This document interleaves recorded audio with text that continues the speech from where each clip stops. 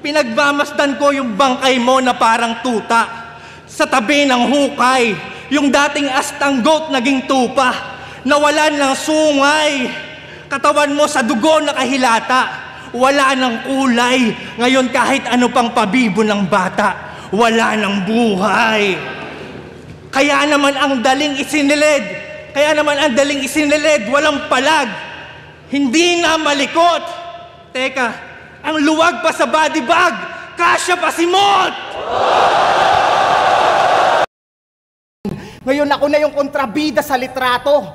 Inaabangan kung paano maagrabyado at kawawain kasi sa tingin nyo, hindi ko na-deserve pa ang manalo. Pag natalo, satisfying. Kaya para saan pa pagiging malikain? Paano pa ako magpapasiklab?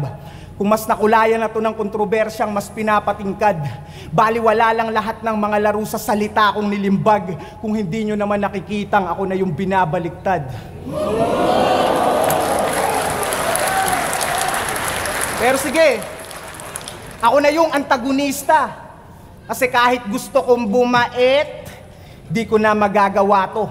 Sakto, ikaw yung matira mayaman champ na bet nila manalo. Ang kaso, ilibing daw ng buhay ang mga sosyal. Kaya ito ang death sa threat ng Dunggalo.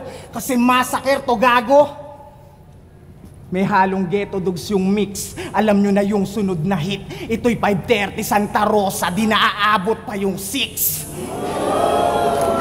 Alam mong tagos yung kada hits, hindi lang basta asintado. Ginamitan pa kita ng bala mula sa mga kakampi mong sundalo. Malarambo, para kung pinasok yung pinagmulan mong kampo para sabihin sa sarili nyo na amo kung sino mas malinis magtrabaho.